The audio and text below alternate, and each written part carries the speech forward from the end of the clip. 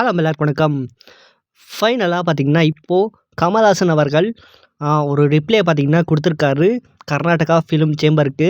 And அவர் என்ன சொல்லியிருக்காருன்னா, எனக்கு ரொம்ப ரொம்ப வருத்தமாக இருக்குது.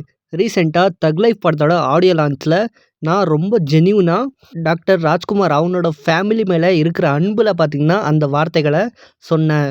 எஸ்பெஷலி நான் சிவராஜ்குமாருக்கு தான் அதை சொன்னேன். என்னோட பேச்சை நிறைய பேர் மிஸ் அண்டர்ஸ்டுட் பண்ணிட்டாங்க.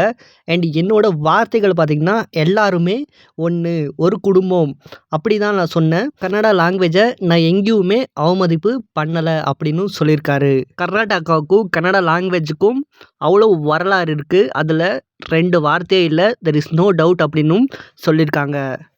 தமிழ் மாதிரியே கன்னடத்துக்கும் பெருமைப்படக்கூடிய லிட்ரேச்சர், கல்ச்சர் அண்ட் அதை நான் ரொம்ப அட்மையர் பண்ணுறேன் அப்படின்னும் சொல்லியிருக்காரு. த்ரூ அவுட் மை கெரியர் அந்த கன்னட மக்கள் என் மேலே அதிக அன்பு வச்சுருக்காங்க. கன்னடா மேலேயும் கன்னடிகாஸ் மேலேயும் எனக்கு அதிக ரெஸ்பெக்ட் இருக்குது அப்படின்னும் மென்ஷன் பண்ணியிருக்காரு. எனக்கு தமிழ், கன்னடா, தமிழ், மலையாளம் எல்லாத்தையும் மேலேயும் மிகப்பெரிய மரியாதை இருக்குது. அண்ட் இந்தியாவில் இருக்கிற எல்லா தாய்மொழி மேலேயும் எனக்கு மரியாதை இருக்குது.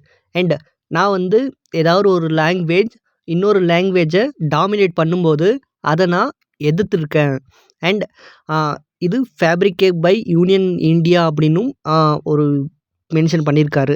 எனக்கு சினிமா அப்படின்ற பாஷை தெரியும். அந்த மொழி மூலமாக நான் உலகம் முழுக்க பேசிகிட்டு இருக்கேன். அதுதான் என்னோடய காதல் உறவு. என்னோடய ஸ்டேட்மெண்ட்ஸ் எல்லாமே உறவை பற்றியும் மற்றும் ஒத்துமையை பற்றியும் பேசக்கூடியதாக இருக்கும். இந்த உறவு மற்றும் காதல் இது என்னோட முன்னோர்கள் எனக்கு சொல்லி கொடுத்தது. அதை நான் ஷேர் பண்ணணும் அப்படின்னு நினச்சேன். இந்த காதல் மற்றும் உறவு இதனால தான் சிவண்ணா இந்த ஈவெண்ட்டை அட்டெண்ட் பண்ணார் அப்படின்னும் மென்ஷன் பண்ணியிருக்காரு.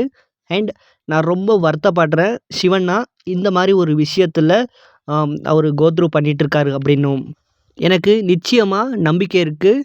இந்த உண்மையான காதலும் இந்த மரியாதையும் எப்பவுமே இப்படியே இருக்கும் அப்படின்னும். சினிமா எப்பவுமே மக்களுக்கு ஒரு பாலமாக இருக்குது. அது எப்பவுமே பிரிவினைக்கு ஒரு உதாரணமாக இருக்காது. இதுதான் முக்கியமான ஒரு காரணம் நான் அந்த ஸ்டேட்மெண்ட்டை சொன்னதுக்கு அப்படின்னும் மென்ஷன் பண்ணியிருக்காரு. இந்த மாதிரி விஷயங்களுக்கு எப்பவுமே இடம் கொடுக்கக்கூடாது அப்படின்னும் நினைப்பேன் அப்படின்னும் சொல்லியிருக்காரு. எனக்கு ரொம்பவே நம்பிக்கை இருக்குது. இந்த வார்த்தைகள் கன்னட மக்களை போய் சேரும் அப்படின்னும், எனக்கு கன்னட மக்கள் மேலே எவ்வளோ அன்பு இருக்குது அப்படின்னு இந்த லெட்டர் மூலமாக நான் தெரிவிச்சிருக்கிறேன் அப்படின்னும் சொல்லியிருக்காரு. மக்களும் அவங்களோட தாய்மொழியும் ஒரு உண்மை வெளிச்சம் மூலமாக அவங்களுக்கு தெரிய வருது. இந்த மிஸ் அண்டர்ஸ்டாண்டிங் எல்லாமே டெம்பரவரி தான் அப்படின்னும் நான் நம்புகிறேன். இந்த மியூச்சுவல் லவ் அண்ட் ரெஸ்பெக்ட் இதை பற்றி பேசினதுக்கு, இந்த வாய்ப்பு கிடைச்சதுக்கு நன்றி அப்படின்னும் சொல்லியிருக்காரு கமல்ஹாசன் சார். அண்டு இந்த லெட்டரில் நீங்கள் ஒன்று கவனிக்கலாம், எங்கேயுமே சாரி அப்படின்ற வேர்டே பார்த்திங்கன்னா இருக்காது.